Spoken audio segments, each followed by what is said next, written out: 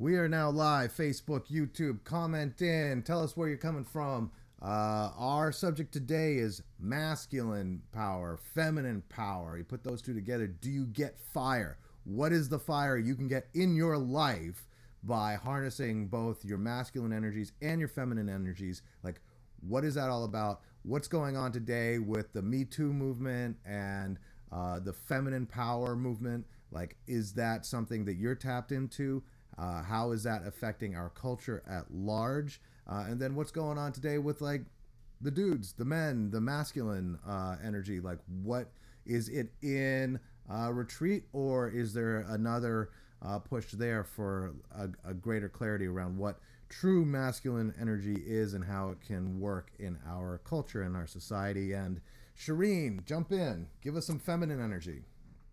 Will do, my friend. I just have to say, I just love this subject so much, and I feel like it's one that is so absolutely necessary right now. I just feel like we're in this weird time where there's clearly a feminine uprising, and there's clearly like even just with the president of the United States of America being like somewhat of a pussy grabber. Okay, is it too much to say that 2 seconds No, into the live stream? no, it's Like, good.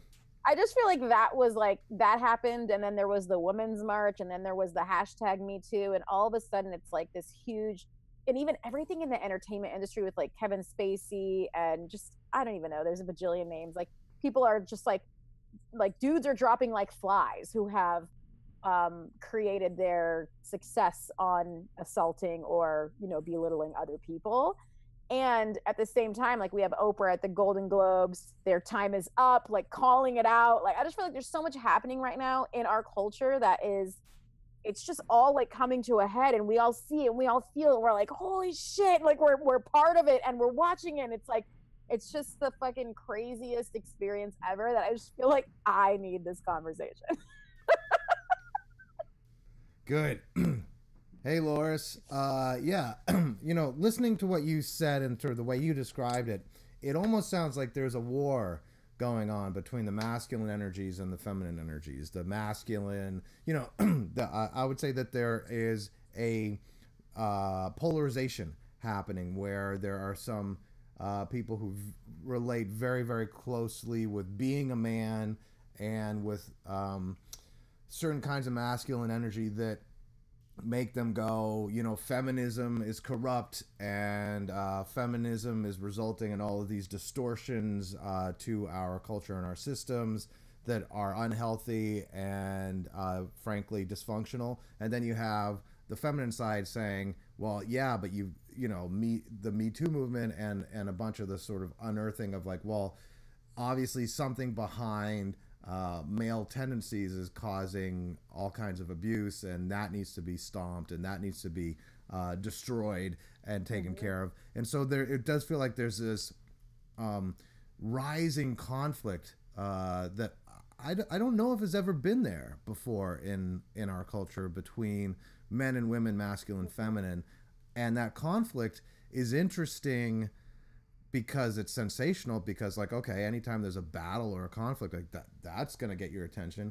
But it's also, I think it reveals an opportunity where if you are on one of those sides where you're really just rooting for female power or feminine power, or really just rooting for masculine power, you're probably missing out on half of your power. I think the real power comes in when the masculine and the feminine energies learn to dance with each other. They don't fight each other, but they dance with each other. It's like you make love with each other. It's like then like that's the life creating force.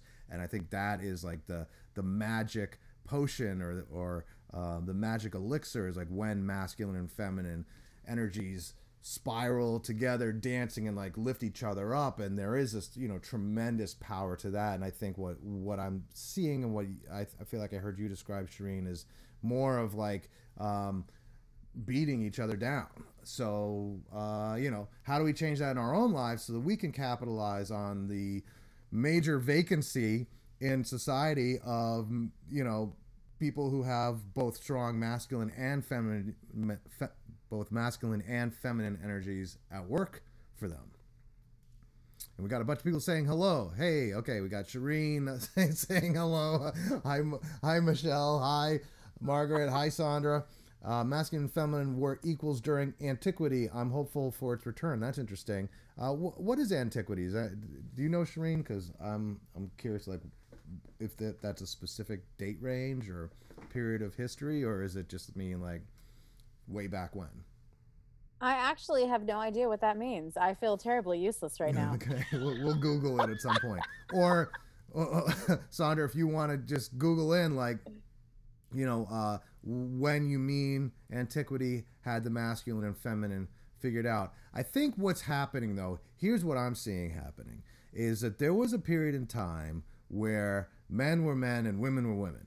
And what I mean by that is, like, men were expected to be very, very masculine, and women were supposed to be very, very feminine, and there was really not much in between. Now, this is complete projection because I have no idea. Like, historically, there could have been people of the whole spectrum just wandering around and nobody gave a fuck. So it's possible that all this is a construct of the 50s, and I was born in the 70s, so I would have no idea what really happened before the 80s anyway. Like, I was just not conscious before that. So if anyone knows, let us know. But what I'm guessing is, if there was let's just go with the 50s. In the 50s, men were supposed to be men, women were supposed to be women. There was no such thing as gender bending, or if there was, like, it was really frowned upon, really suppressed. And so that means that there was a dance that was pre-orchestrated. People knew their place, and it's like, if you're a man, suck it up, be a man. Men don't cry. Be strong. Be tough. That was your prescription for being a man, and that was all you were allowed to do. If you're a woman, be feminine, be receptive, take care of the home, take care of your man. Like, don't talk back. What's that? Don't talk back. Yeah, like all that stuff, right? So there's the whole power dynamic in there too, and in that situation, although not the most evolved way to handle masculine and feminine energies, it created a power dynamic that, like, basically propelled the United States into, like, the biggest technological industrial revolution ever. It's like there was a power to the 50s behind that kind of cooperation. You be all 100% feminine, I'll be 100% masculine. We will get married and stay married, and through that partnership of you being 100% feminine, me being 100% masculine, we bring together the feminine power, the masculine power, and together as a household, as an undivided partnership and team, boom, there's superpowers there. Nowadays, you have the opportunity to internalize both into you. Like, it's not about necessarily, are you the perfect masculine, hyper masculine man married to the perfect super feminized woman. Maybe you both have tremendous masculine power and feminine power at the same time.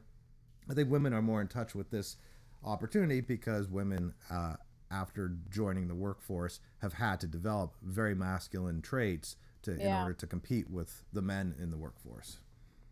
That's a good point, actually. So I almost think, like, I don't know. Yeah, I feel like you're right that was much more simple, that it was like with the man being, like, sort of like the powerful one who went out and did his thing, and then the woman kind of was the receptive one who just was compliant and sort of caretaking. It was very easy, and it was clear, and it sort of, like, laid the groundwork for there to be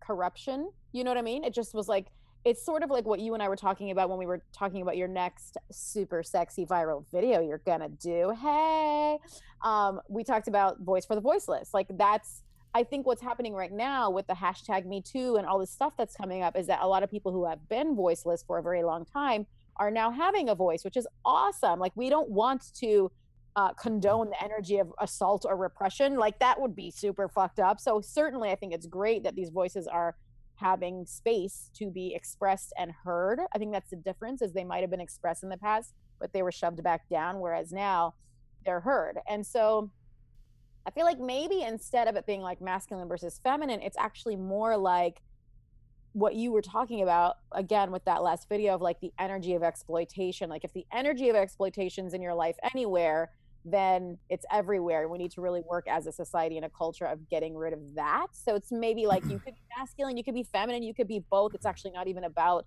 that. Maybe it's more about making sure that in whatever energy you're displaying and whoever you are, however powerful or caretaking, maybe you're the CEO of a freaking Fortune 500 company, maybe you're a badass entrepreneur, maybe you're a CEO of a house and a home. Who freaking knows how your shit rocks? Like, rock your shit, do your thing. And that we all make sure that wherever we are, that the energy of exploitation is sort of unwelcome and not allowed to have space, you know? But does this all make sense, Garrett? Yeah, I agree with you. And I want to be, like, I totally agree with you. And I want to be careful not to go down the route of the exploitation piece of it just yet, because I feel like that'll suck us in.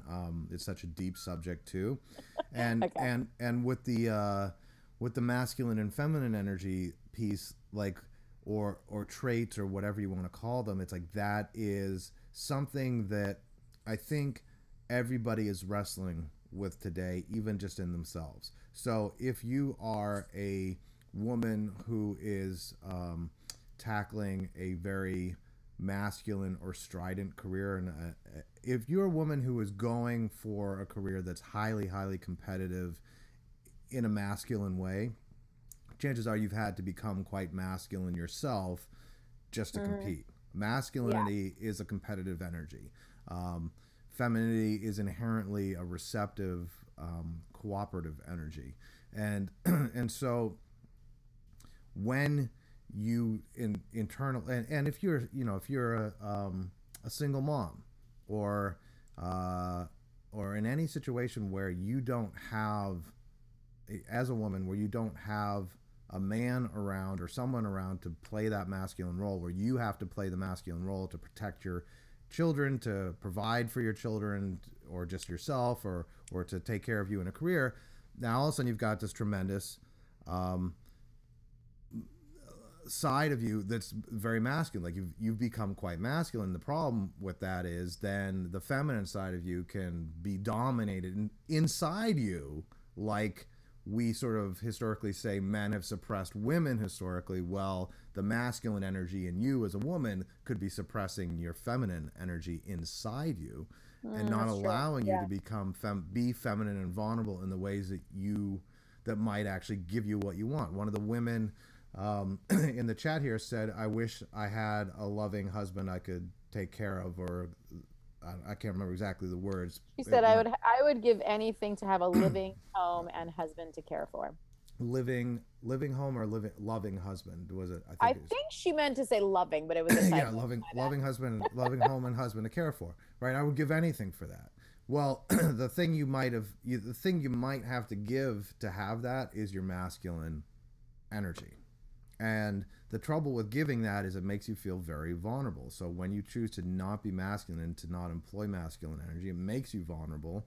And the feminine has always been quite vulnerable to exploitation, like you were just saying, Shireen, and Yeah. abuse, and being controlled, and being manipulated. Well, I don't know about I think the feminine energy is actually very good at manipulating, and that's how the feminine energy.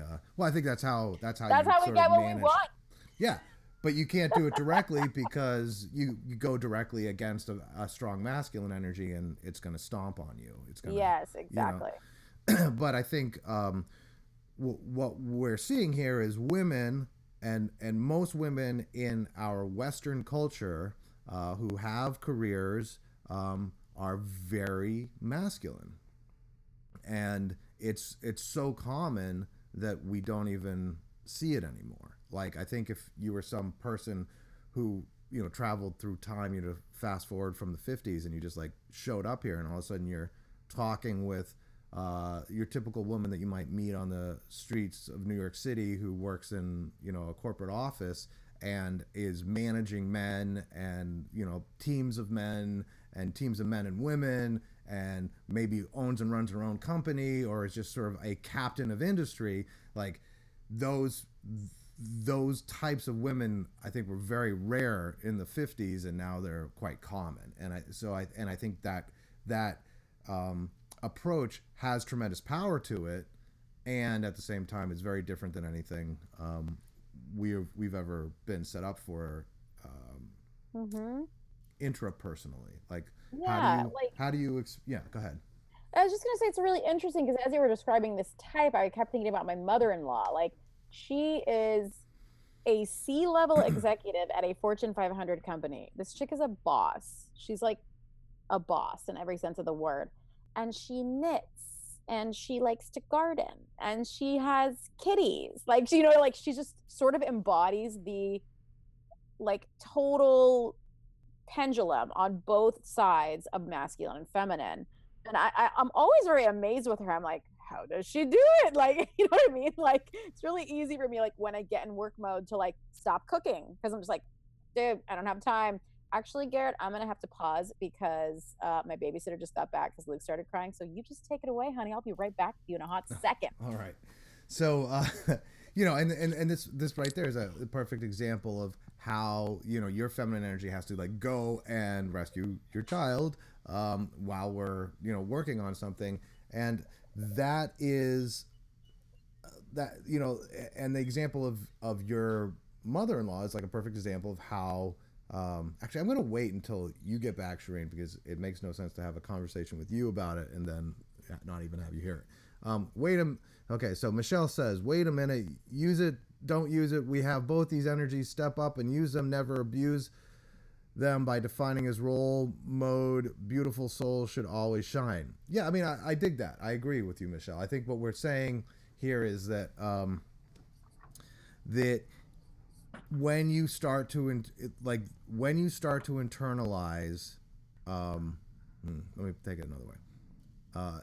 Let's take the example of the 50s. In the 50s, when children were raised, they were automatically put in their masculine, feminine roles and kept there. You know, you get the Barbie house, you get the guns and bows and arrows. Like you know, you get the feminine role was dictated to you, the masculine role was dictated to you, and you learned how to play that role really, really well. Nowadays, we have parents who are going, well, I don't know, you know, my child is 5 and he likes to wear dresses, so I don't know whether he's identifies as a him or a her yet.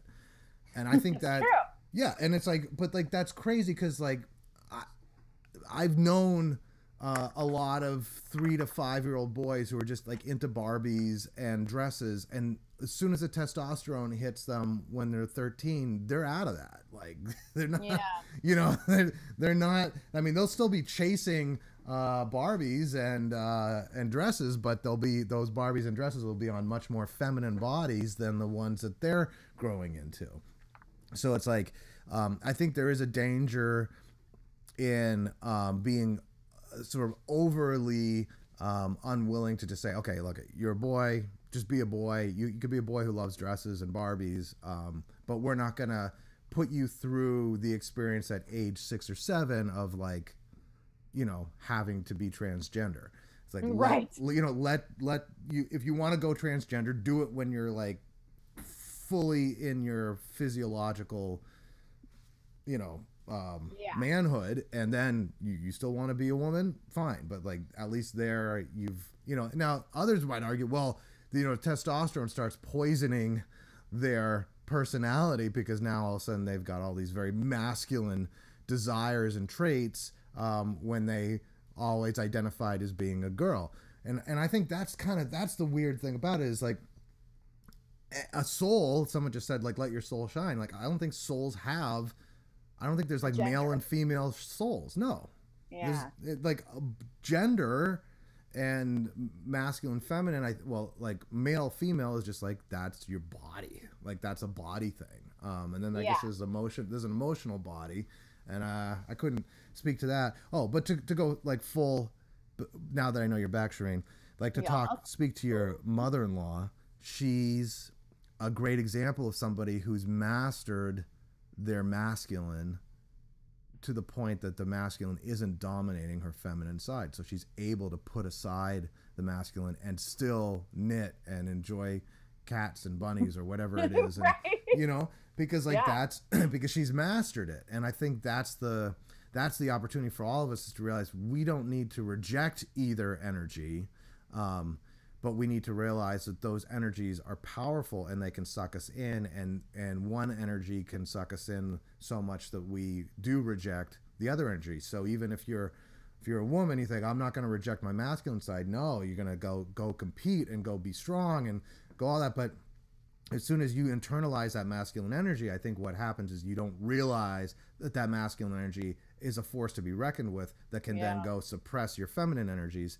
And I think the reverse is true for a lot of boys. A lot of boys these days are brought up by single mothers, and the single mothers appreciate the feminine traits in their boys. And even in the classrooms, the feminine traits of boys: sit down, be well behaved, be cooperative, be politically correct, like do as you're told, be quiet.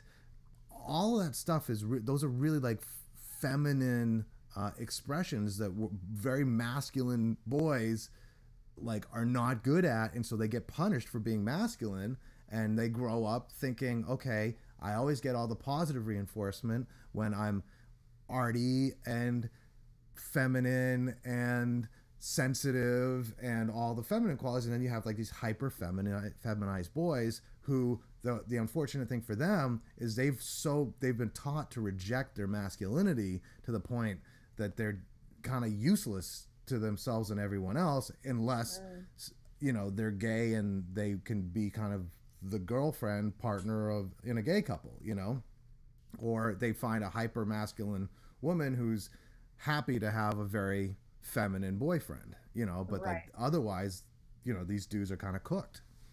Well, and I think this is like such an interesting subject because, like you said in the beginning, a lot of women, in order to compete in the working world, had to sort of like enhance their masculine traits. So I think like oftentimes women don't know how to be feminine in a relationship. So they either, like you said, attract a feminine man, or they just like sort of repel any masculine energy that comes their way because they are masculine and it's just not working.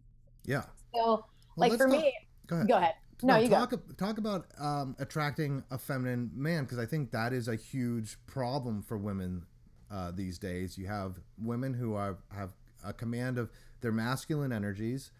They may have their masculine energies may be suppressing their feminine energies, and because they know they need more femininity in their lives, end up with guys who are sort of really are a nice complement to their energy, much more feminine and sensitive, but also that like these guys are not turning them on because like when it comes down to the physicality, it's kind of like, no, wait, you're supposed to be the dude. Like, so talk about that. I just think this is like a problem that's running rampant because there's all these chicks with dicks running around town. I mean, you know what I mean? Like, I literally think like women these days actually don't really know how to be feminine. And I think it's caused a lot of problems in dating, relationships, and marriage. Well, what about the guys who don't know how to be masculine? Well, that's a great point. I never think about it from that angle, but you're right. I mean, and I don't know. I mean, you could probably speak better to where they would get that from. I guess you just did, because you said like in the classroom and like, these single moms who are sort of patting them on the back for these very feminine tendencies they have, and or the moms or teachers or whatever are almost hyper masculine, therefore emasculating them, like not empowering them to step up and have their own backbone, but really kind of like, sit down, dude, I'll do it for you. You obviously don't know what you're doing. And they sort of learn to take the back seat. Because I've done this before where I was like the masculine energy in a relationship, and we were great. And we actually were off and on for like 2.5 years. We just like couldn't like get away from each other. We were like, just had this really good BFF companionship thing that we just kept coming back to each other. But I kept breaking up with him. It was always me who broke up, and it was always me who went away. And I would always at some point decide I wanted to go back, because I was like, oh yeah, like we're like, we got that friend companion thing that it's really hard for me to like let go of. It was hard for me to be vulnerable in general in my life. And this person made me feel comfortable being vulnerable. So I almost couldn't have that with other people because I had more history with him. So I just kept going back. Anyway, the point is, I think when a woman is masculine and a man is more feminine, like call me 1950s dude, but I actually just don't think it works. I just think like inevitably both parties will be to some degree unfulfilled most of the time. I think there's exceptions to this rule, certainly, but I really think most of the time I don't think it works. I'd love to hear more about your relationship if you're open to it, because this is my projection on what you just said. My guess would be that the reason you're breaking up with him is he just didn't really turn you on as a man.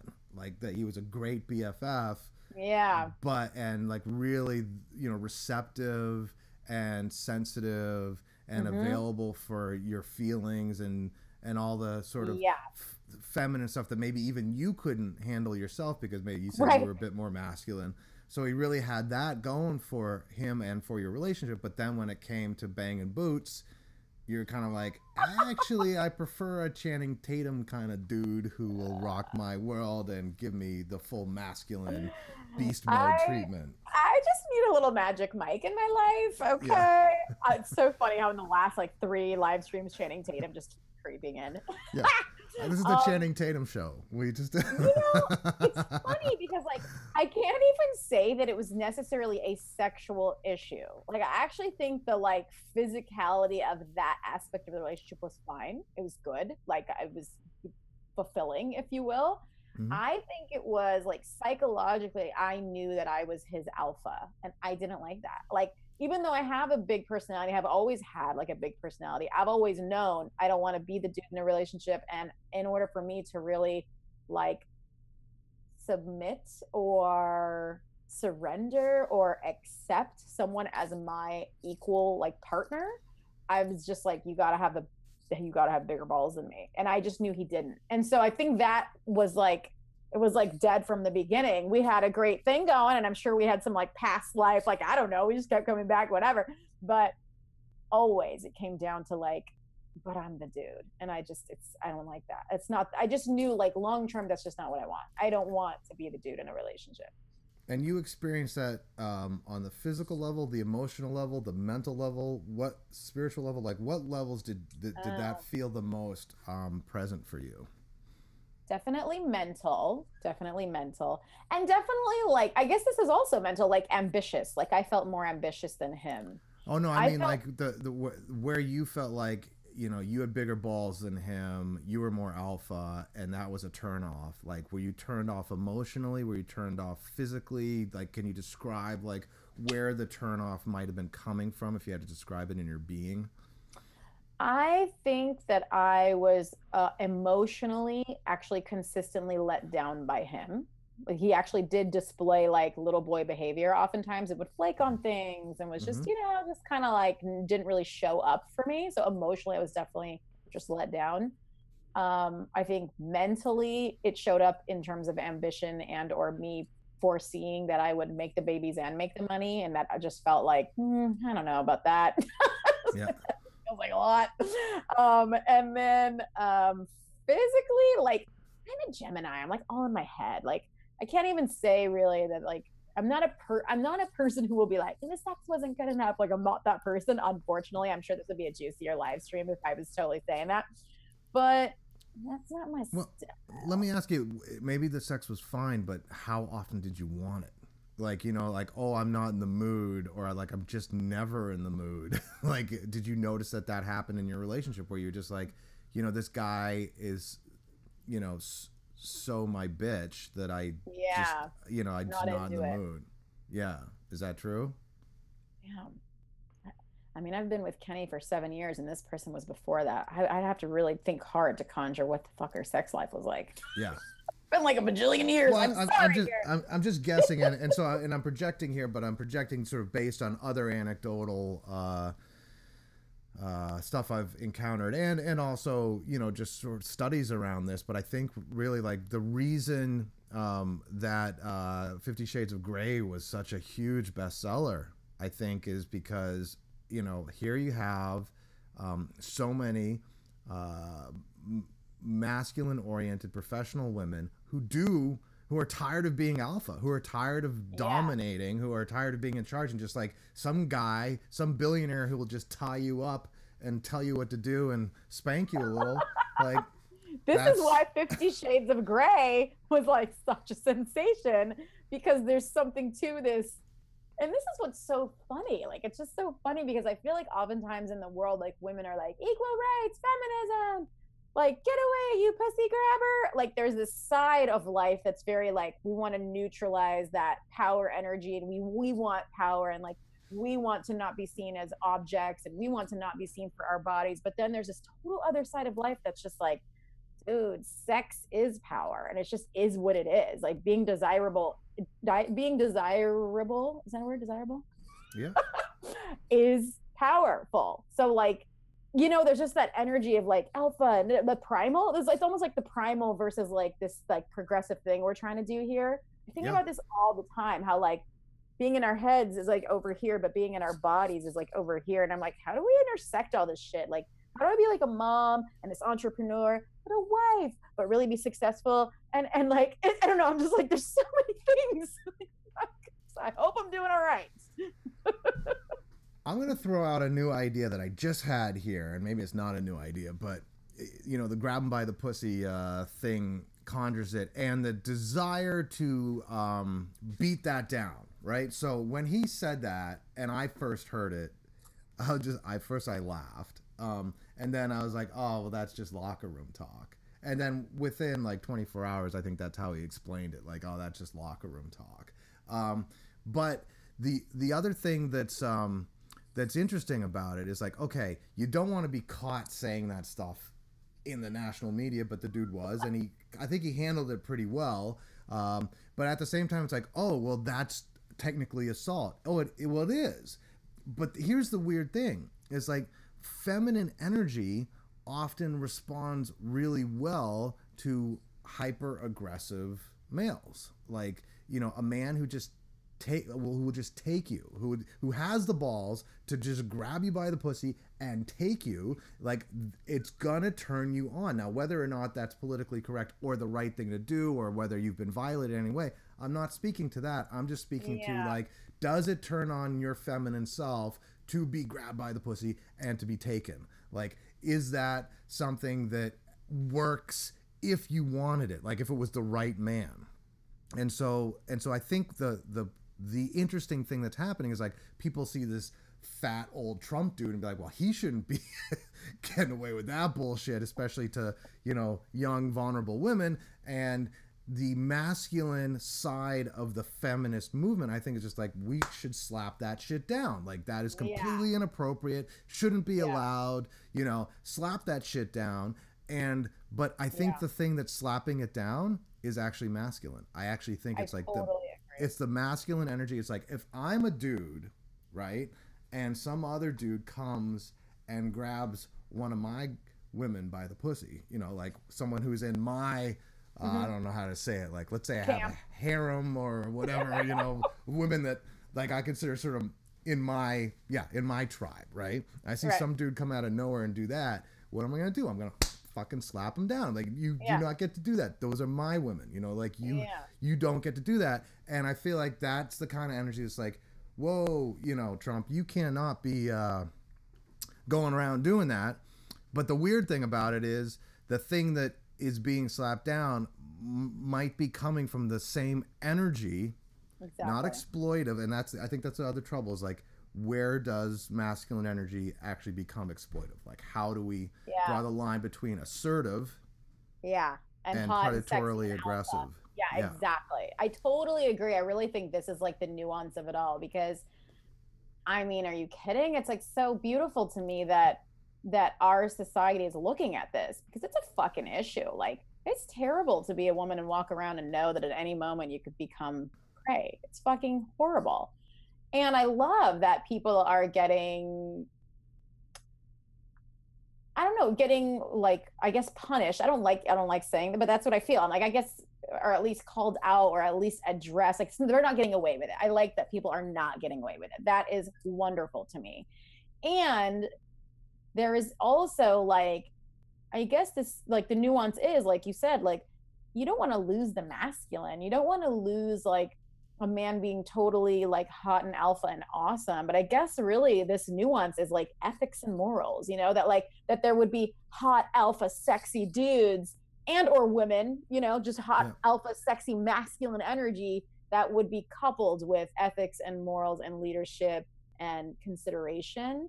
and also being in tune, because I think that there's also this like weird gray area where I think sometimes because I studied nonverbal communication in college, like I was a communications person, and like women just read nonverbal cues and they often communicate passively because they're taught to be that way. It's part of the feminine whatever, you know.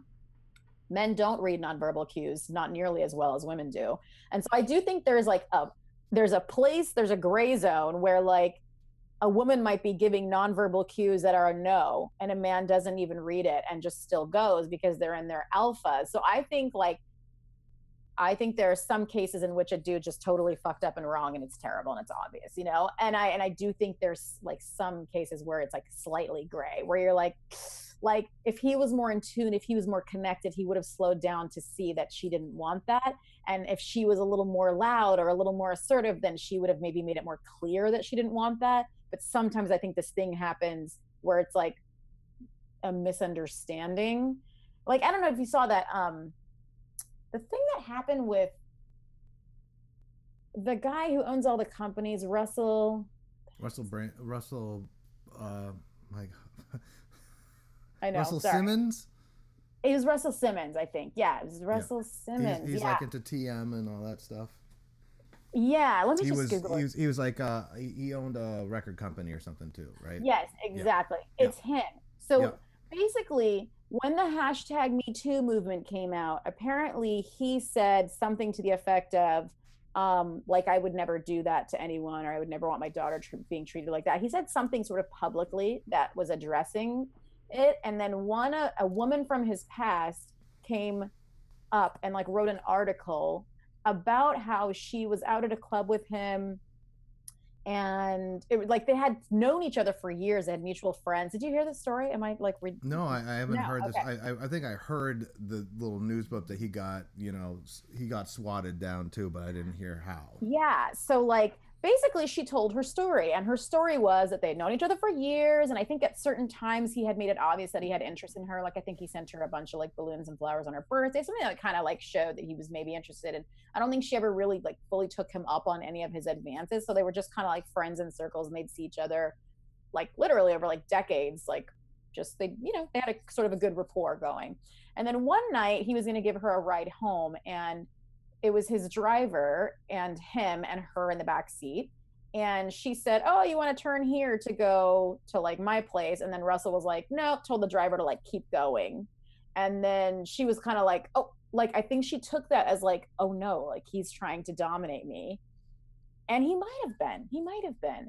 But basically what ended up happening is, instead of her asserting herself and saying like, "No, bro, let me out the car," like instead of her like coming up harder, she decided that she basically felt in danger. She felt like he was going to like dominate her, like that he wasn't listening to her for not turning that way and telling the driver to go that way anyway. And they also didn't go in the front of his building. They went through some weird back way. So she like perceived this as like, dude, I'm gonna get raped right now. Like I will probably be raped in this situation. So instead of ever explicitly saying no, or like telling the driver no, or instead of ever explicitly anything, she just decided to have sex with him to avoid rape.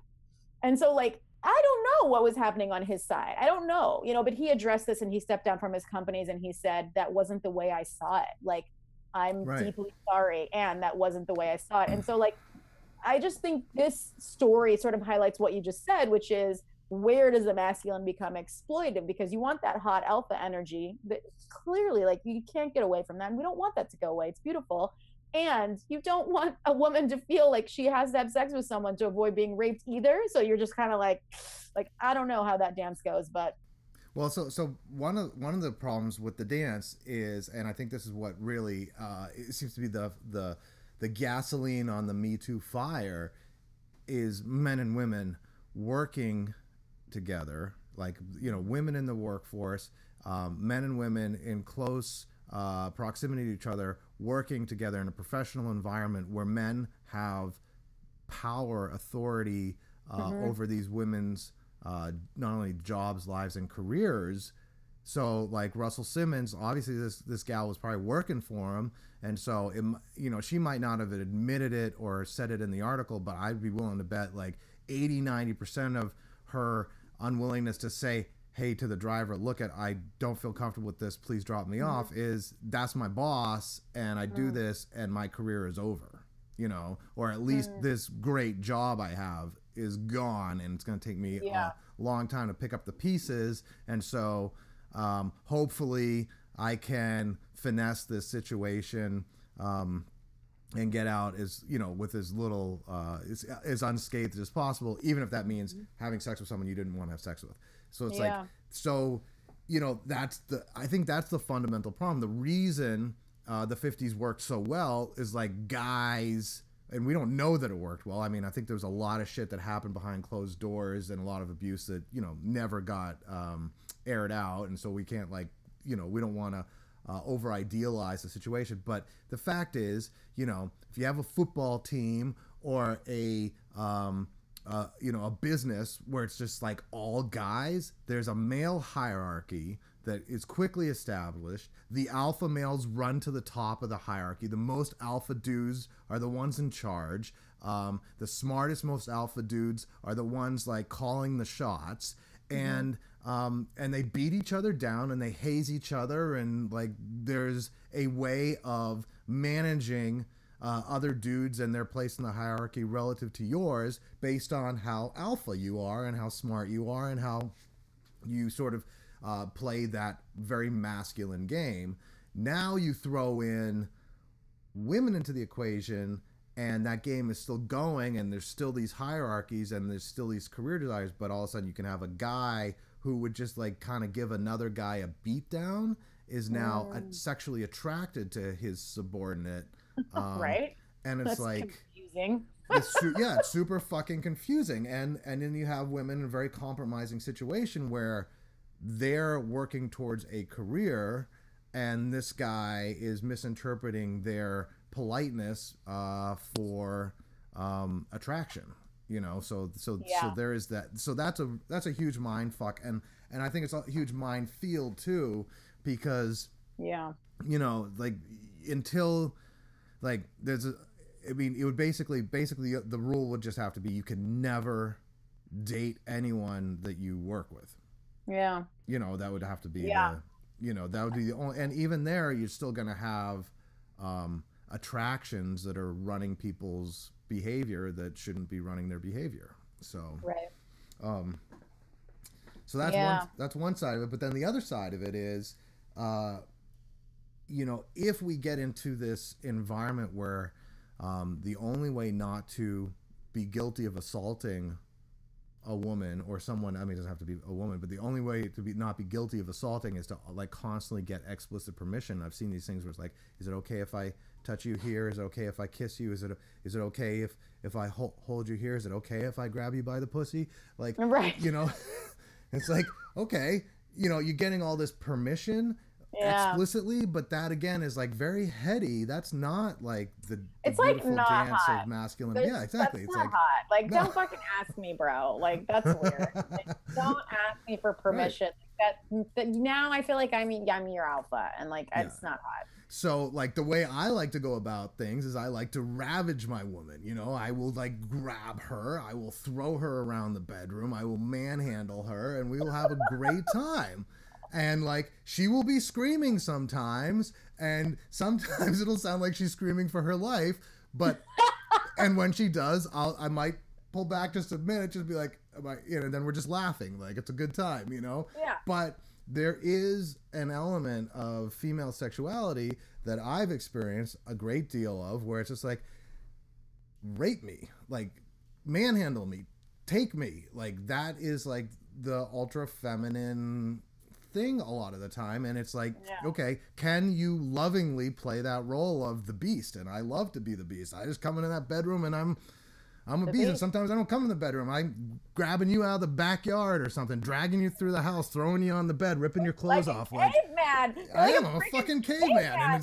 And it's great, but it's like, if I had to ask permission every step of the way, it would just totally ruin it. It would, like, exactly, the hotness is like out the window. Now you're like, is this okay? Is this okay, sweetie? It's just so not hot. What do you want me to do? How do you want me to make love to you, honey? You know, like, is this good? Is this good? Is this doing it for you? Are you coming yet? You know, it's like, oh my God. It's like, it's I just feel like, you know, No, it's just like I want to like grab you and just like throw you around and bang, it's like grab you by the throat. It's like that's the all the women on this live stream are trying to do you now. Like everyone is probably like, yes, Garrett, we're all gonna come to wherever you live and line up. I'll take care of all of you. Just oh god. I'll give you the treatment you've been missing. There's not enough men in the world. That's the problem. It's like there's not enough men who are really able to like connect with their inner beast. Like and you know, Beauty and the Beast is like that's an what do you I don't know what it is. Like that's a salient story for a reason because like men like you know, if you're a beast, like that actually works. Like that's a good masculine quality.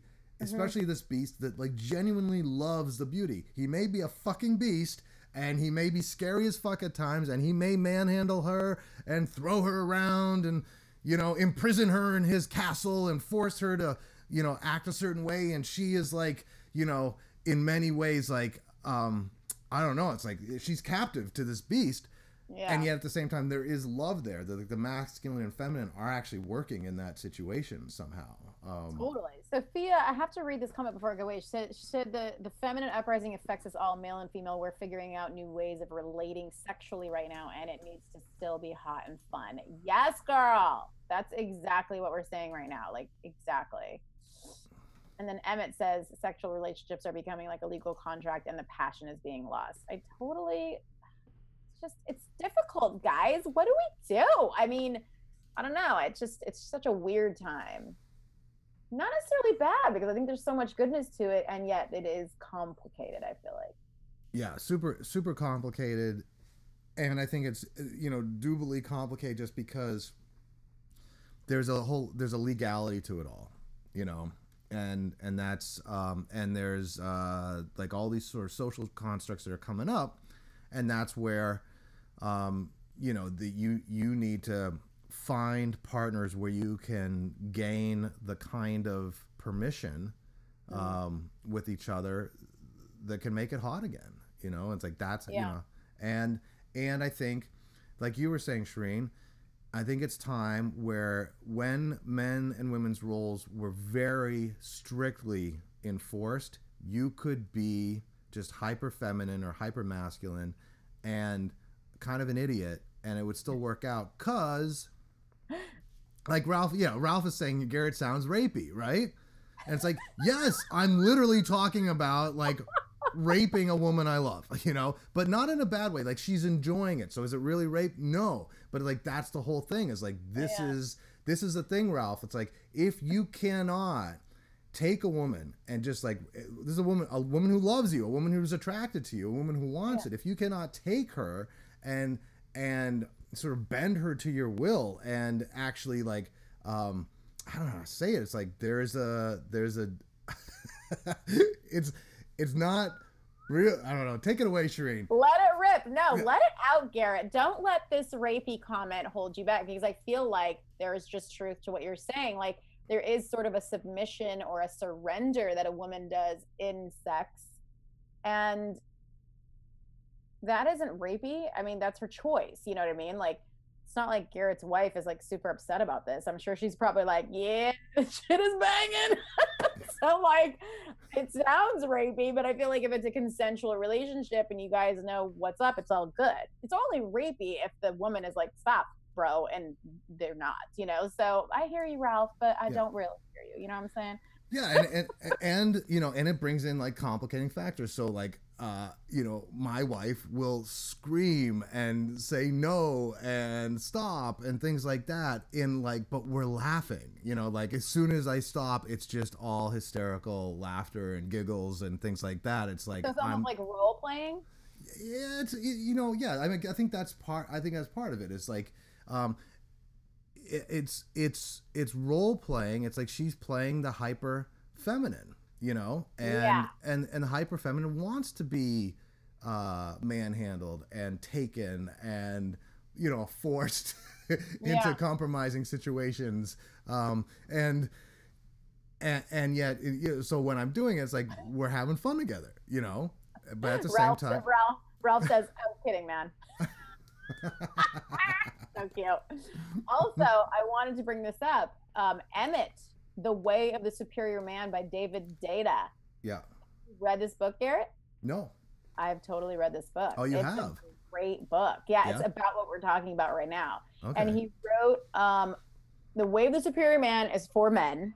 Basically, like, here's how you be a superior man. Like, here's what women want. And it's all about this alpha shit we're talking about. It's super solid and amazing. Every dude should read it. It's amazing. And he wrote a chick version called Dear Lover. And I think he wrote it with his woman.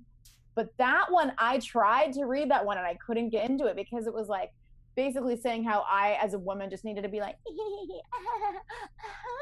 like that. Like almost if I used too much humor, that it would be too masculine and chummy and I would neutralize the sexual energy. Like I needed to be more like breathless and taken by my man. And it just like, I couldn't keep reading it. It was like annoying me. So anyway, I just thought that was kind of interesting because I really liked the man version. I thought that his advice to like how dudes should be with women was solid. But I was not feeling the female version. Well, it's interesting you say that because my woman is super, super feminine. I think if there's like a 1 to 10 on the feminine Richter scale, she's a 10.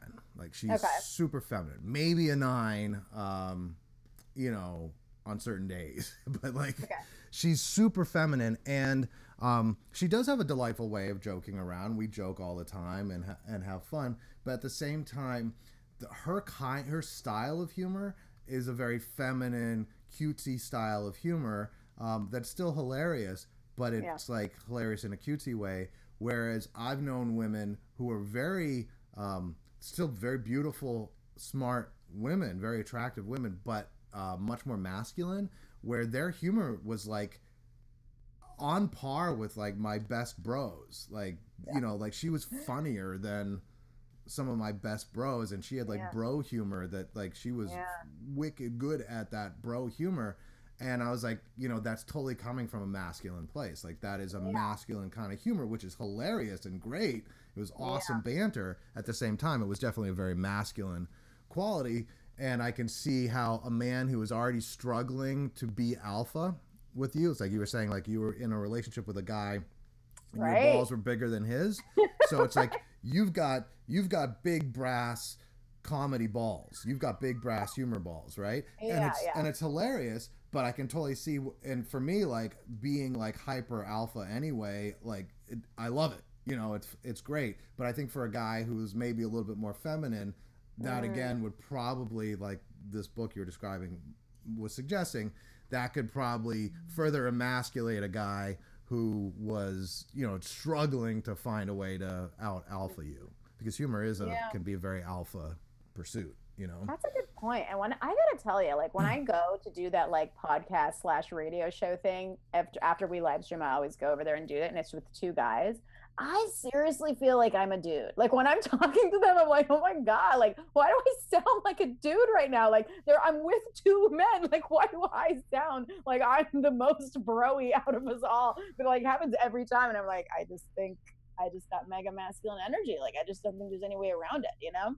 Yeah, you've got the humor tool. You're hilarious with it.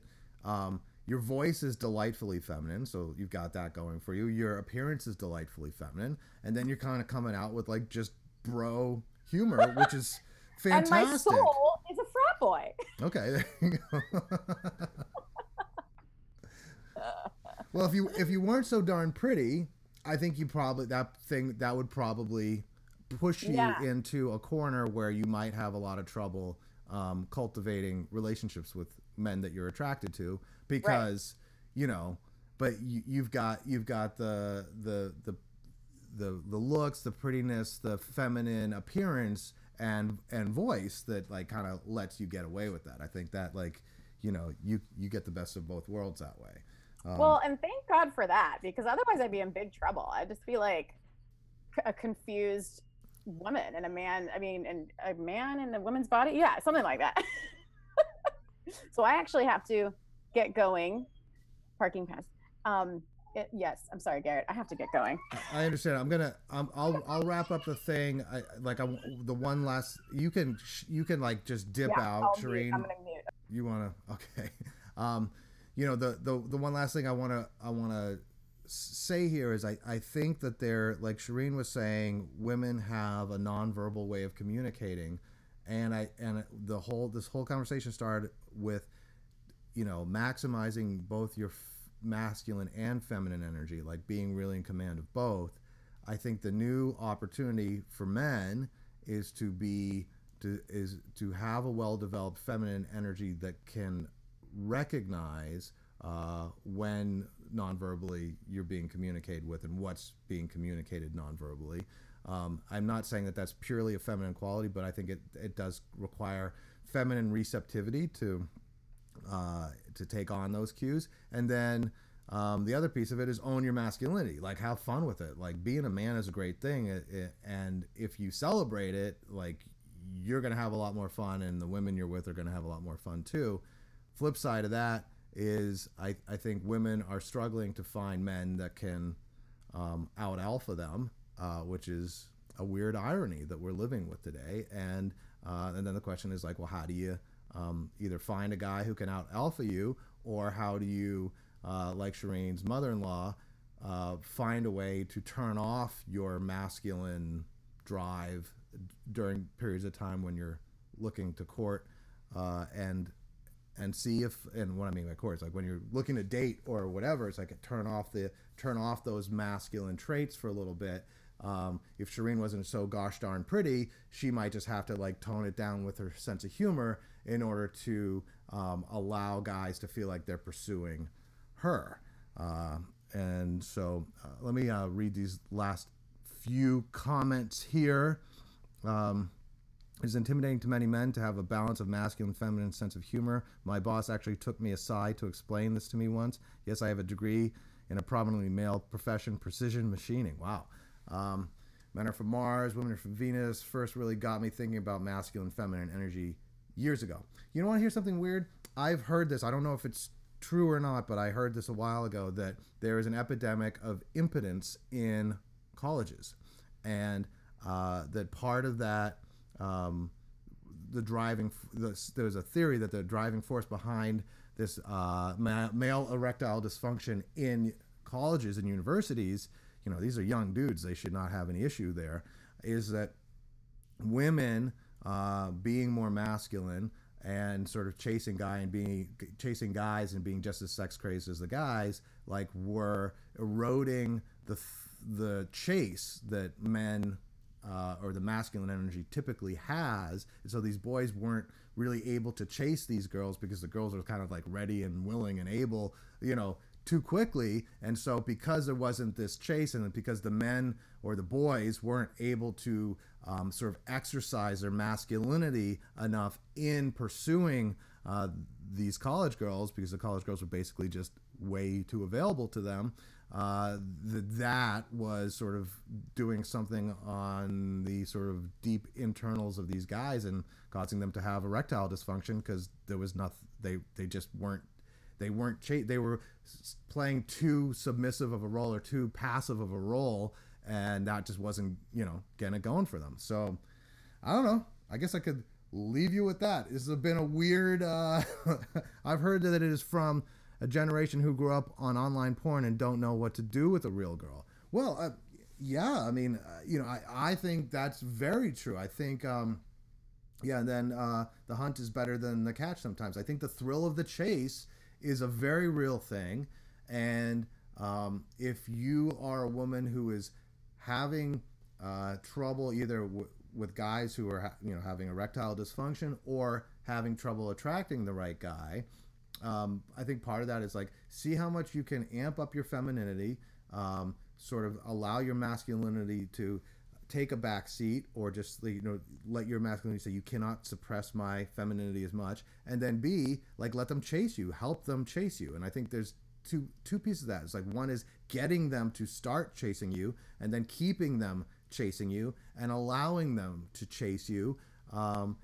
Those are all great feminine qualities that get it going for the guy, and then the guy physiologically responds to that with a raging boner, and he's super excited to be with you, and he won't have the ED, and this might be, like, sort of part of the solution.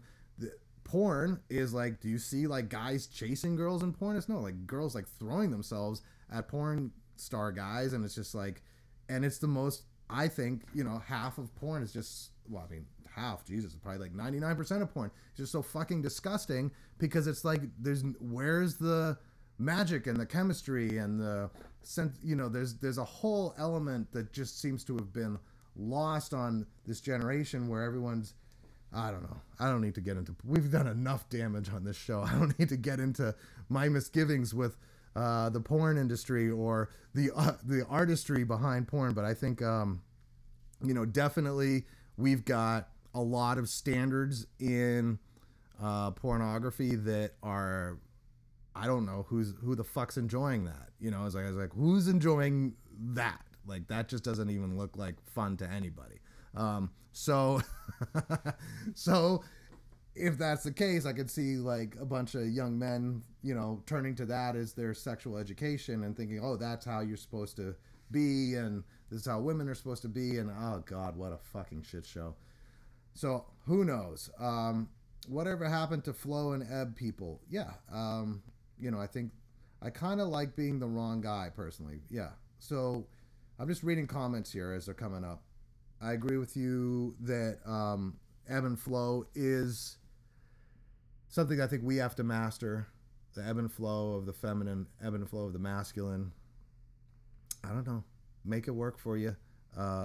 Don't deny either of the qualities. Recognize that if you're dominant in masculine energies, especially if you're a female, you might want to just sort of tell your inner masculine energies, hey, you know, let that feminine energy up a little bit, you know, let it out a little bit more. And that will allow you to have probably the experiences that you're craving as a woman.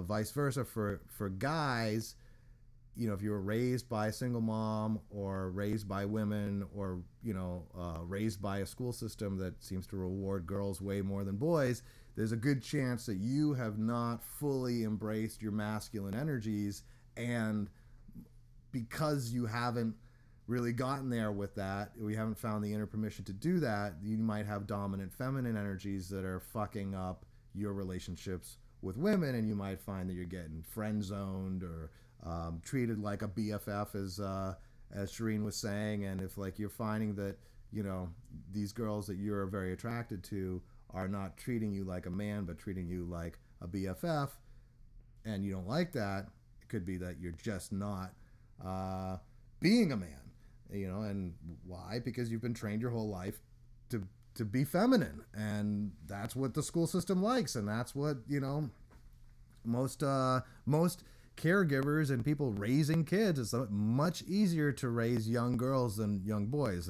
Girls become difficult as they get older, but you know, anyone below 12, it's like, you know, you'd rather raise the girl because she's just gonna, you know, in general, the feminine, you want to feminize. You know, it's much easier to raise feminized children because the feminized children will behave and be quiet and all that stuff. And boys love to be rambunctious and blow shit up. And so, you know, maybe it's time, if you feel like you are lacking a little bit in that those masculine traits, start blowing shit up. Hit the gym, hit the weights hard, get into fighting, get into anything with intense competition, get your testosterone raging. Like, testosterone's a good thing. So anyway, I think that's all I got for now. Several years, I'm going to read the last few comments. Several years of dietary changes and detoxification really helped restore my testosterone. Yeah, which played a huge role in my behavior and social interactions. See, Cameron, I'd love to know what dietary changes and detoxifications helped the most. You know, that's really interesting to me. Even like I've always been pretty high testosterone guy, but as I get older, I can tell, especially in the last year or so, it's like, it feels like, you know, I've gone from 100% to like 80-90%. And even that little drop, it's like, oh, I'm getting tired, or like, you know, my gym workouts aren't quite as ferocious as they used to be. And I'd love, you know, they are sometimes, but it's like, what are the things that I might be doing that are, you know, inhibiting my testosterone, or you know, not giving me every edge? I'd love to hear it. So Cameron, if you got anything, please comment it in, because I actually would read those comments just for myself. Margaret, good show topic, thanks. Hope you all enjoyed it. It's time to go. If you've got questions or show topics you would like us to talk about next time, go ahead and throw it in the comment or email it to Garrett@wayseers.com. That's GARRET at WAYSEERS.com. Tell us what you'd like to hear about. This one was just off the cuff. We might be talking ragtime. 90% of this might be nonsense, but it's just kind of like what Shirini and I thought was true in the moment. So I hereby refuse credit for anything I've said today. Sugar, stay away from. Okay, yeah. Get rid of sugar. Drink a high pH water. Interesting. Diet soda's the worst. Okay, so I drink a ton of Rockstar with sucralose in it. So I mean, this has got some of it in it. It's like this. It's Diet Rockstar. It's Rockstar Zero. I know it has sucralose in it, which is basically like Diet Cola. Am I screwing myself up by drinking that stuff? Do I have to change to coffee? I love the taste of the Rockstar. Anyway, yeah. So looking forward to any other tips from Cameron or Michelle in terms of the testosterone stuff, because I think that could be another piece of it. I think you guys are right on. Like, another piece is not just that we're raising our boys to be feminine, but we also are probably polluted their environments to the point that their testosterone, I know this for sure, I've heard this recently, that the average testosterone level for men used to be around 1,000 something, and now it's more like around 500 something. So it's like men are walking around with 50% less testosterone than they had 30 years ago. Well, that sucks, you know. So maybe that's also part of the problem. Anyway, good. Okay, Cameron, contact me and we can talk. Drop your email address or give me some way to contact you, Cameron, and I will do that. And no way, stay away. I'm assuming, Michelle, you're talking about those Rockstar drinks that I drink like 3 or 4 of a day. All right, I'll try to. I think there's a lot more on this topic. Okay, well, we'll keep rocking the topic. And till next week, looking forward to it. Take care, everybody. God bless you. Bye.